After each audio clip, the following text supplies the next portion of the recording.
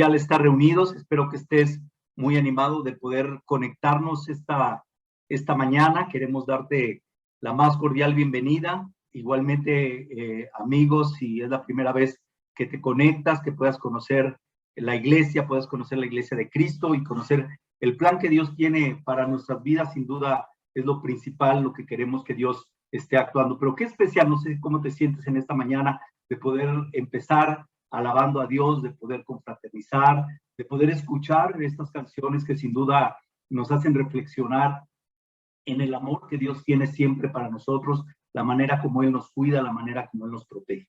Y bueno, hoy el propósito principal en estos meses hemos estado hablando mucho acerca de renovación. Este año en la iglesia el tema es renovación y hemos estado tratando de cómo renovarnos en todos los aspectos espirituales, cómo poner las bases para hacer una renovación en la construcción de nuestras vidas y nuestro amor a Dios. Y hoy vamos a continuar con nuestra serie que estamos estudiando, que se llama Una iglesia sana y ejemplar. Como hemos estado estudiando y conociendo, estamos en la carta que Pablo escribe a Tito. Aquí es donde vamos a estar hoy.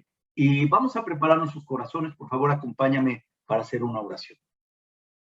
Padre Dios, Señor Todopoderoso, queremos darle gracias en esta mañana. Una vez más, Señor, le agradecemos la oportunidad de tener su palabra para poder aprender de ella, poder conocer, que ella nos instruya, que ella nos dé la dirección que debemos de tomar y especialmente para construir la iglesia, pero nuestras vidas principalmente en usted, Señor. Quédese con nosotros, bendiga este tiempo, que su Espíritu Santo nos ilumine para poder entender cada escritura, cada cosa que vamos a estudiar el día de hoy. Le oramos y le agradecemos todo en nombre de su Hijo Jesús. Amén. Pues vamos a empezar, como te había compartido, ahí les comparto. Esta carta la escribe Tito, Pablo, le escribe a Tito, que es su discípulo. Vamos a estar hoy en la Biblia de las Américas, esta versión vamos a estar utilizando.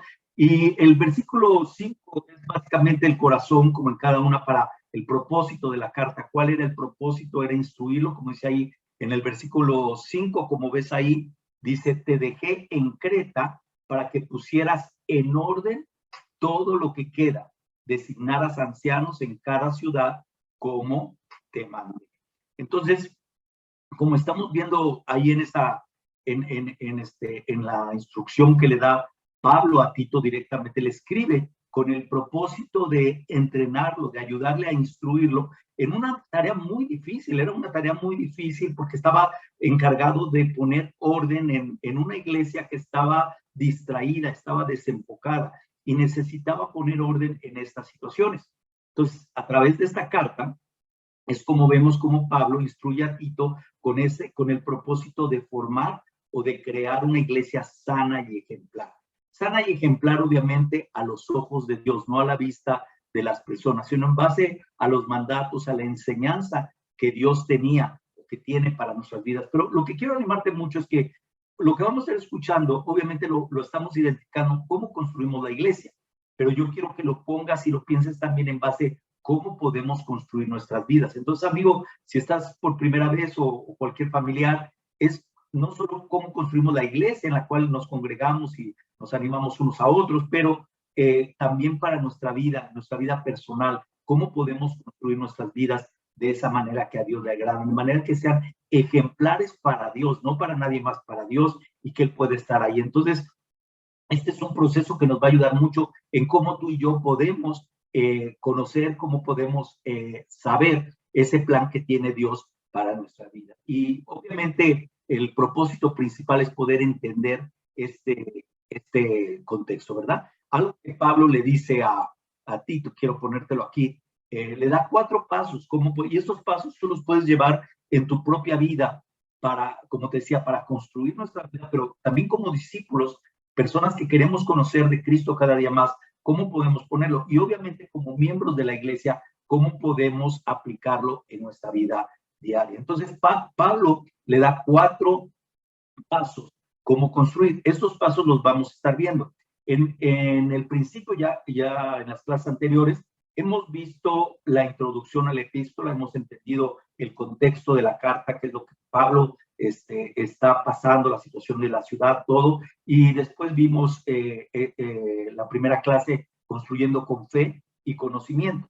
Esta ya la vimos. Hoy vamos a ver el punto 2, la clase, cómo construir una iglesia sana y ejemplar, bueno, con una buena administración. Y después vamos a ver en las siguientes clases con una sana doctrina y con buenas obras. En la clase que vimos, construyendo con fe, Pablo nos dice de dos ingredientes básicos, que son la fe y el conocimiento, como estás viendo ahí.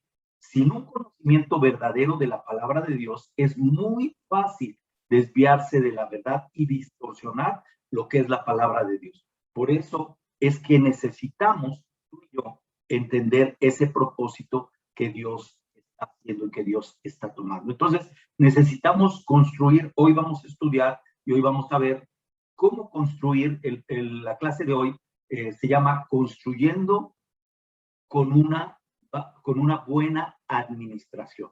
Y acompáñame por favor ahí a leer la Biblia. Si no tienes tu Biblia a tu lado, te digo, estamos leyendo la versión de las Américas. Aquí te puse la escritura en el capítulo 1 y vamos a leer del versículo 5 al 9, la primera parte.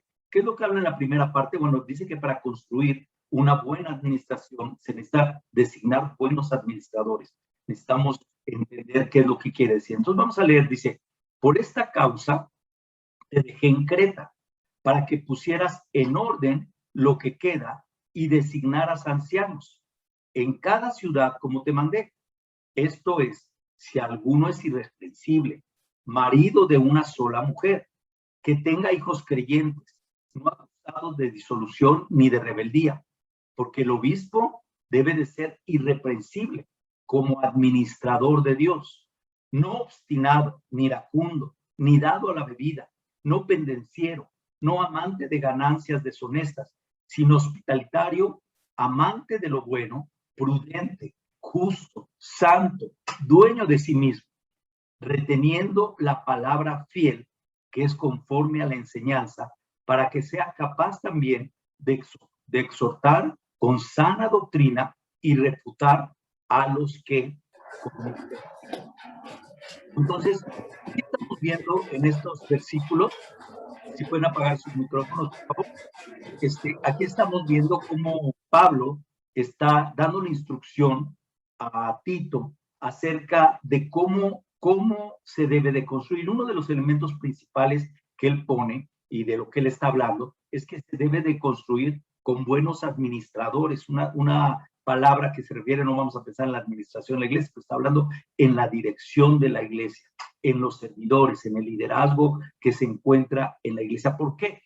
Pablo está dando instrucciones porque la tarea, como les había dicho al principio de Tito, de instruir a esta iglesia que estaba desviada en muchos aspectos, era una tarea muy difícil, era una tarea en la cual Pablo necesitaba instruir a Tito en cada una de las áreas, y la área principal que él se enfoca mucho es en la administración de la iglesia, en el encargo de las personas que servimos y trabajamos, para que la iglesia estuviera consciente y pudiera cuidar cada uno de esos aspectos para lograr, obviamente, una buena construcción.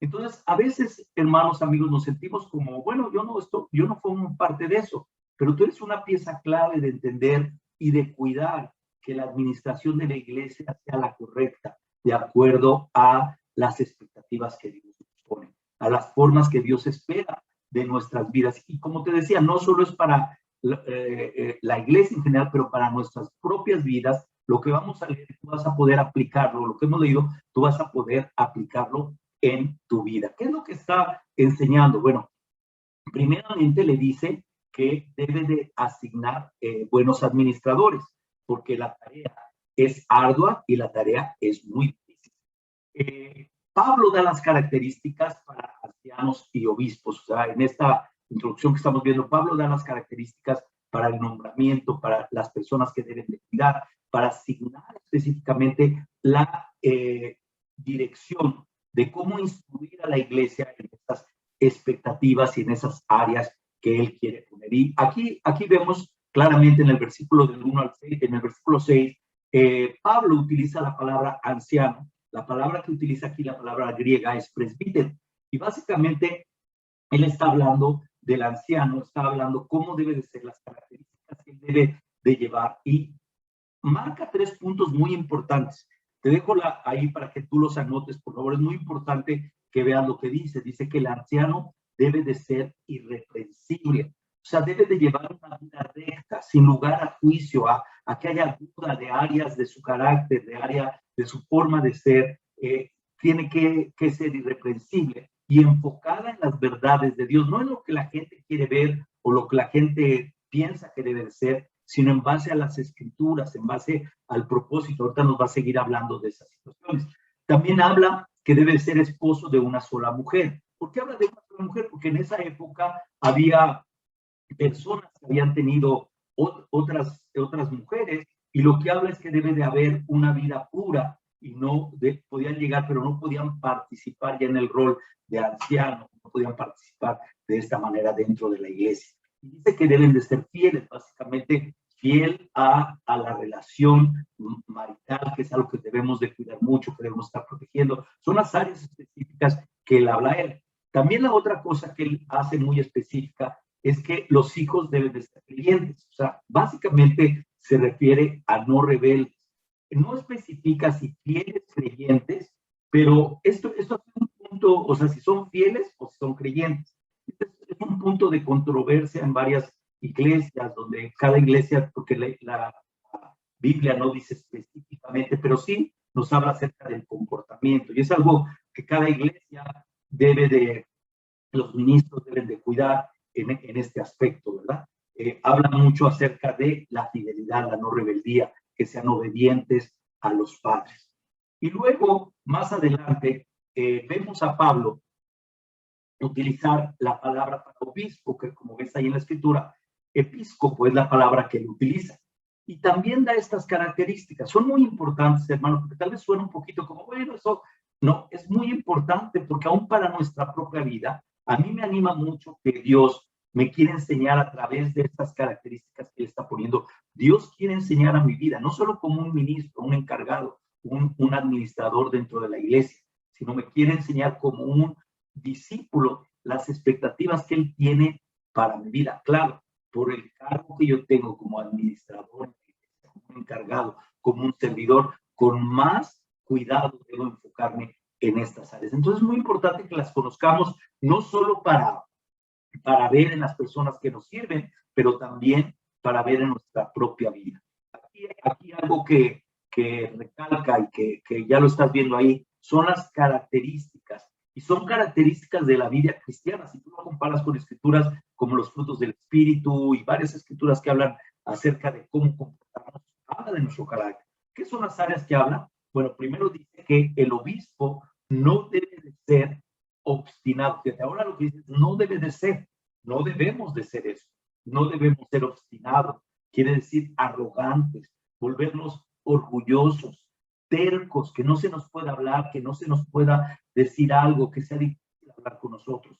El pecado del orgullo es un pecado muy sutil, que a veces no nos damos cuenta y lo desarrollamos y no lo vemos. La gente a nuestro alrededor lo ve, pero nosotros no lo vemos. Y necesitamos confrontarlo, necesitamos arrepentirnos. Personalmente, yo tengo esa tendencia, tengo que estar cuidando de no ser orgulloso, tengo que estar cuidando mi forma de comportarme y ser humilde delante de las personas, escuchar lo que las personas me quieren en mi matrimonio, mi esposa, mis hijos, las personas cercanas a mí. También habla de no ser iracundo, de mal genio, ser una persona que está enojada todo el día, que está molesta, que cualquier cosa la irrita. Habla de no ser dado a otra cosa que no debe de ser, es dado a la bebida, que sea borracho, que tenga una actitud al vino que lo lleva al vicio, lo lleva a alejarse de Dios, pendenciero, que sea violento, amigo de peleas, que sea reconocido por estar en peleas, discutiendo y en alegatos. Eso es algo que no debemos ser. Y sobre todo habla acerca de no ser amante de ganancias deshonestas, o sea, no ser codicioso. Esto lo puedes ver junto por tu Biblia en Tito, para que puedas, yo no las estoy poniendo, son lo que la Biblia nos enseña acerca de las características que que no debemos de tener y debemos, como discípulos, antes de ir a cualquier persona, debemos de reflexionar en estas áreas en nuestra vida. ¿Qué tal mi carácter? Yo soy obstinado, soy iracundo, soy dado a la bebida, soy pendenciero, soy amante de cosas deshonestas y después seguir al siguiente paso. Pero es muy importante que las escrituras nos hablan primero a nosotros y luego a los demás. También dice en el versículo 8 al 9, dice que el obispo debe de ser, ahora debe de ser, estas son las características que debemos de tener los administradores. Cualquier persona que servimos en la iglesia tenemos que tener esta expectativa. Obviamente aquí está hablando de un liderazgo más fuerte, como digamos ancianos de la iglesia, obispos o líderes de regiones, de iglesia, de ministerios. Nos está hablando acerca de esta expectativa. ¿Cómo debemos de ser? Dice que debe de ser irreprensible. Otra vez, habla de una vida recta, sin lugar a juicio. Mismo parámetro que ponía para el anciano, pone para los administradores, para el obispo, para el encargado de la iglesia y los que servimos. Obviamente en las verdades de Dios, otra vez que sea de acuerdo a lo que Dios nos muestra. Hospitalario, dispuesto a hospedar, a ser amable. Yo creo que una de las características más importantes que debemos de tener, obviamente las que ya hemos hablado, es la empatía, el poder relacionarnos, el poder comunicarnos con las personas, porque no solo se está refiriendo a hospedar a alguien en tu casa, que es increíble, darles la hospitalidad que necesitan, pero está refiriendo a nuestra manera de cómo nos comunicamos los unos a nosotros, esta disposición que tenemos de tener empatía con las necesidades de las demás. Dice que debe de ser amante de lo bueno, o sea, amigo del bien, un hombre del bien, un hombre que se caracteriza por buscar el bien en su vida y en la vida de los demás.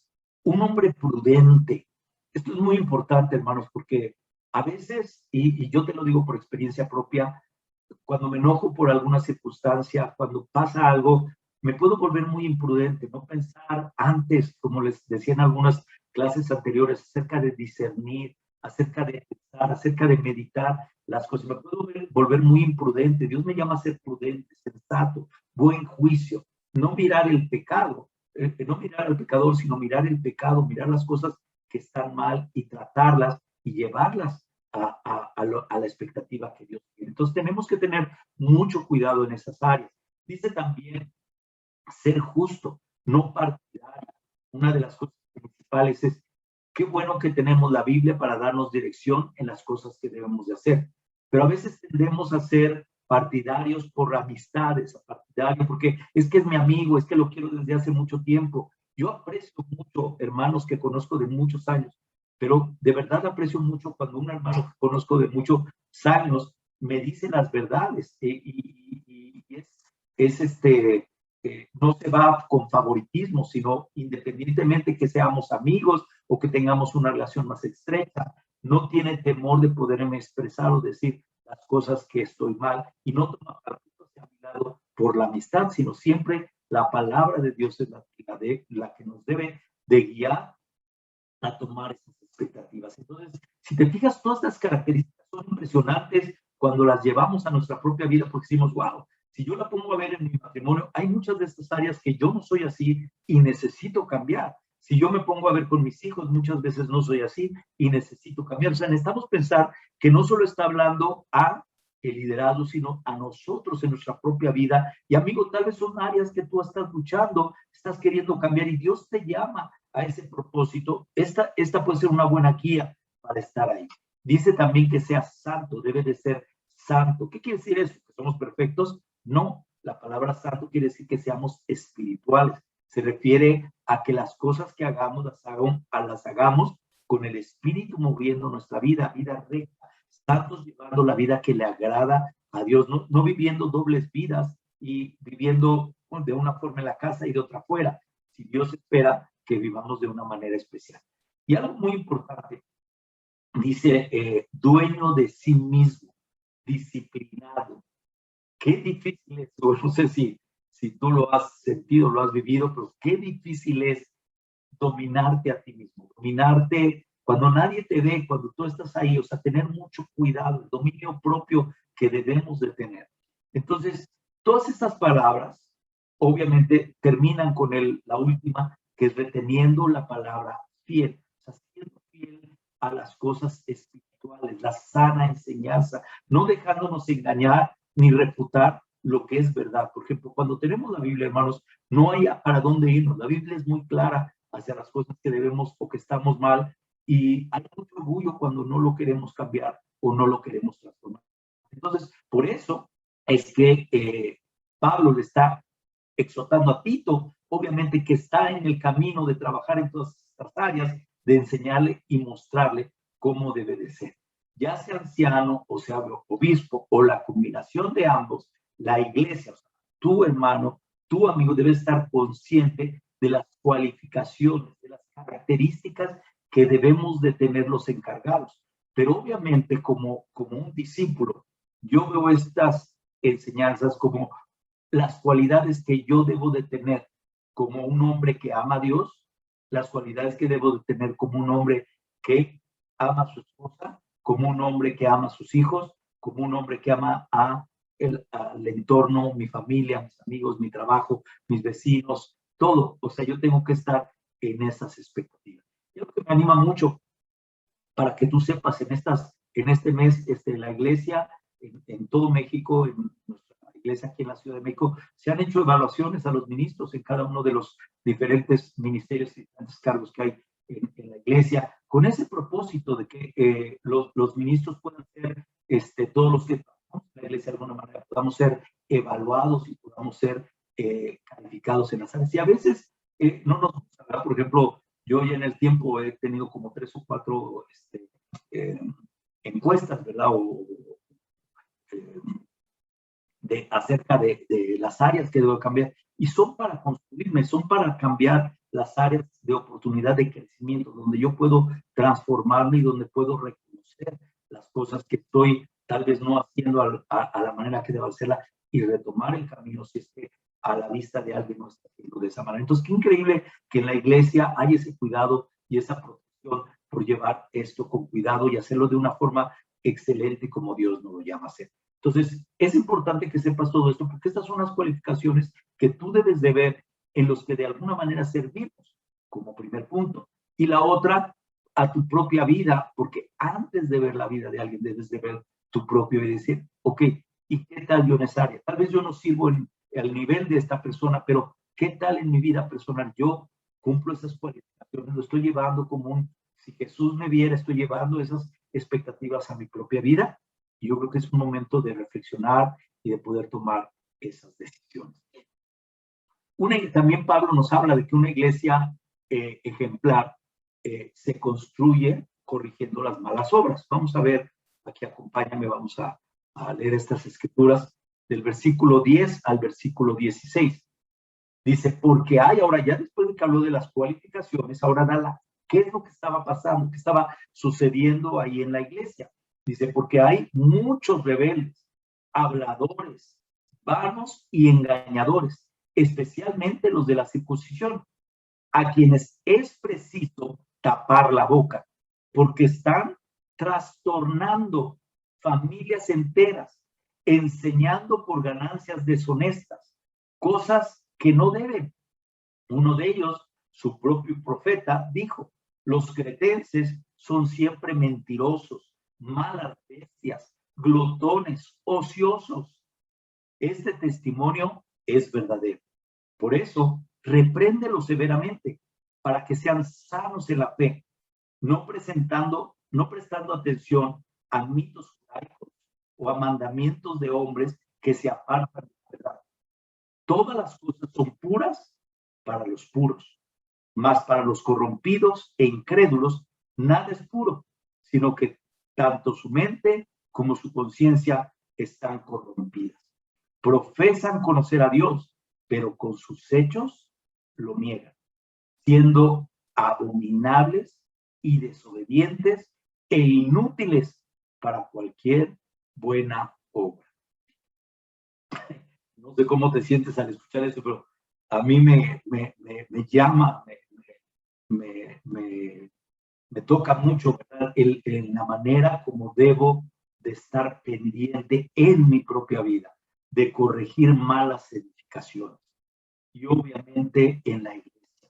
Algo que está hablando aquí es acerca de cómo corregir esas cosas para poder construir la iglesia. Hay que quitar esos malos hábitos, esos malos patrones en nuestra vida.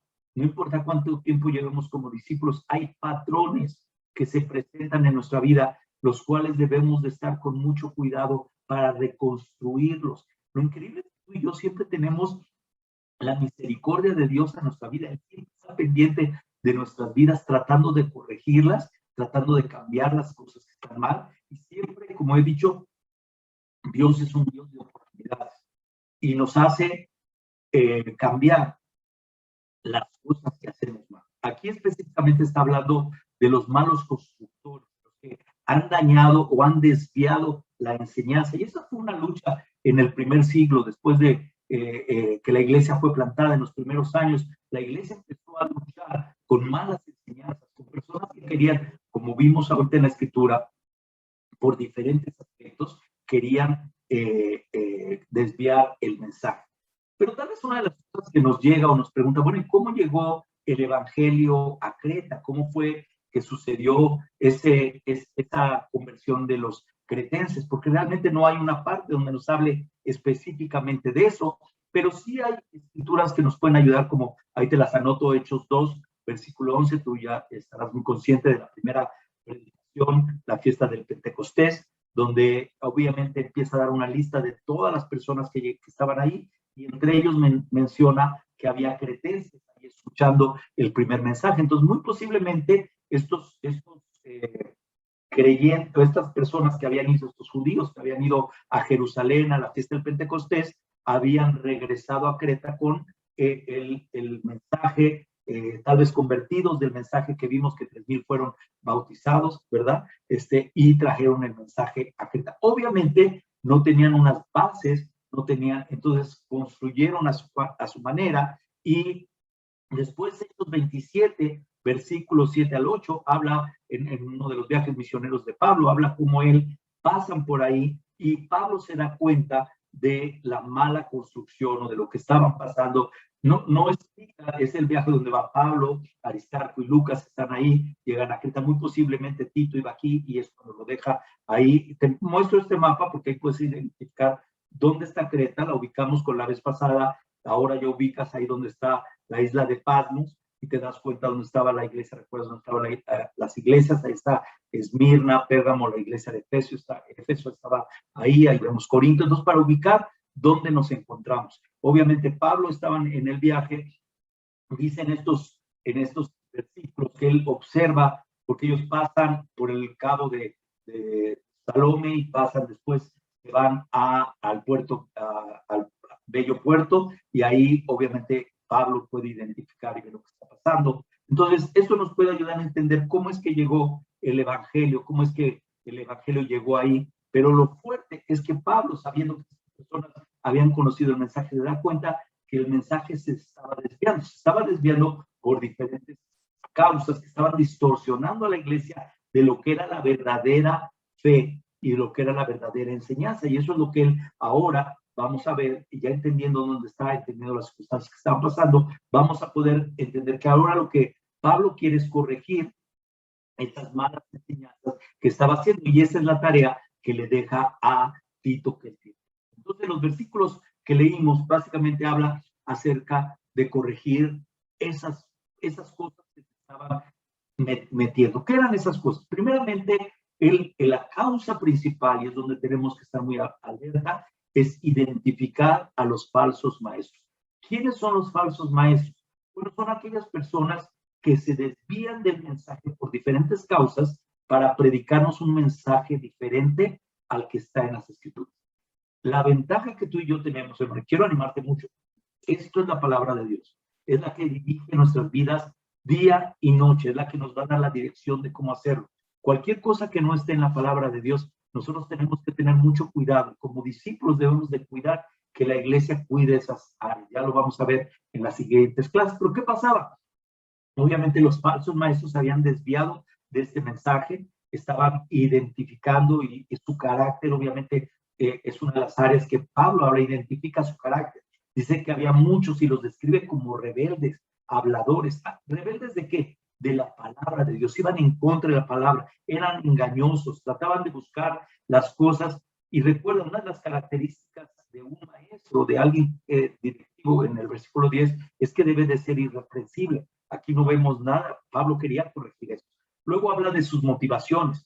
Dice en el versículo 11 que Pablo dice la causa o la motivación de ellos es porque les generaba ganancias. Obviamente ocasionaba que ellos obtuvieran un dinero por causa de lo que hacían y la motivación era completamente mala.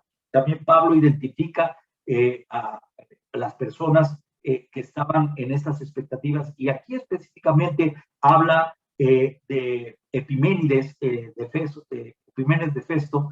Él era un chamán de Creta y este hombre él lo identifica en una cita, como ya leíste ahí, lo que lo identifica, la cita que pone donde habla acerca del carácter de los cretenses, pero él fue uno de los promotores de todas estas falsas enseñanzas que corrompían y que desviaban del mensaje verdadero, combinando la brujería y todo lo que los chamanes hacían y querían mezclarlo con la iglesia. Entonces, él habla acerca, lo cita específicamente acerca de él. También sus hechos, o sea, la vida, la forma como vivían, era muy obvia, es la manera como podían identificarle, de acuerdo a los versículos que hemos estado viendo. Entonces, también identificando sus falsas doctrinas, eran las otras expectativas que vemos ahí. Recuerda que muchos eran judaizantes, quiere decir judíos convertidos al cristianismo, que querían seguir con la ley de la circuncisión y querían obligar a que los hermanos que no eran judíos lo hicieran. Eso lo enseña ahí. Y la otra cosa que era muy peligrosa era la cultura. Tenían que tener mucho cuidado porque el ambiente donde los discípulos en Creta estaban viviendo era un ambiente desastroso, era un ambiente sumamente difícil, ¿verdad? Ya vimos ahí cómo él confirma la forma como describe a los de Creta, cómo los identifica, les dice bestias, glotones y la característica principal. A veces es difícil, pero dejamos que la cultura se identifique o nos gane nuestra vida como discípulos y eso nos afecta en gran manera. Tenemos que tener mucho cuidado. Pablo identifica la manera como podemos construir es identificando el daño. ¿Cómo se daba cuenta? Pues porque estaban transformando familias.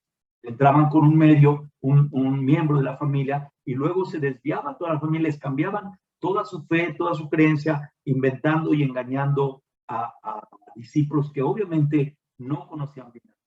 Nosotros podemos ser engañados fácilmente cuando desconocemos el verdadero mensaje.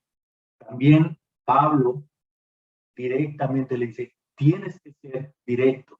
¿Cómo? Aplicando disciplina. Está hablando acerca de tapar la boca. Todos estos versículos, como vimos ahí, están del versículo 10 al 16, los puedes marcar, y está hablando a ellos acerca de taparles la boca, de reprenderlos severamente. Está hablando de reprenderlos severamente porque estaban en contra de la palabra de Dios y tenía que actuar rígidamente. Recuerda que Tito era un joven que estaba aprendiendo cómo dirigir una iglesia, estaba aprendiendo cómo administrarla.